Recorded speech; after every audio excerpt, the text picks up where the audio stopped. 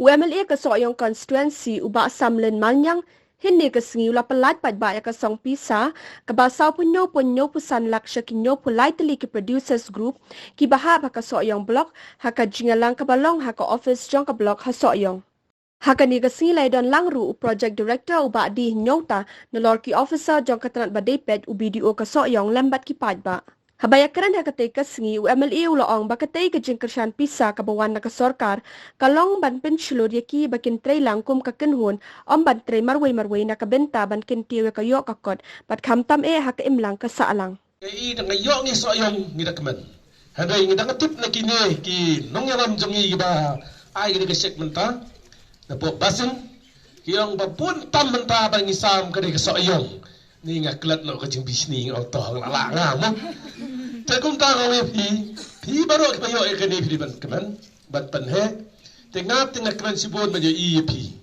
nga i tang ban lek di kan yo shek ani nga so ka tap ko mesim mentang re i siya ka shek ko mo PD kabada he bat bada itang petse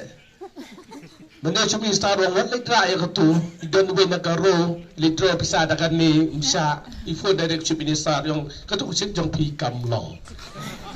Kaya kami kisulang tang banyo, yabat ng tabasam kan. Kaya ngayon, ngayon pag-i,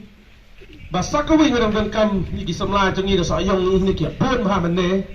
tip kaya yabat na banyo paham lang, na mahangay kiris niyang sikot-sikot na. Ito sa ikisamla itong ito sa ayong paton na kasek bato sa ayong ni. Tengah try lekro ito ya kan, gidon jong banong room, bat bawat zi jo itong, kisirap sa kami ke area sa ayong jong ni. Marmus niyang na sa ayong situ ipi, nado na mayrang na po kanika maplang kanika upasilong ites niyang bina so ayo tip ka yang ko may baam tip ki ay ka edo tip tong mga nabatay ro kamlong pagi nung ri tip ya ka magabiyang hagabaam ni so ayo te natadaw ng batay tan ya ta te nga pa di samla no so ayo bakin simi be kadu bakin ribon no sneng nang ba gisamla jong ni kinyo ban kiyo ban yeng hala ka jong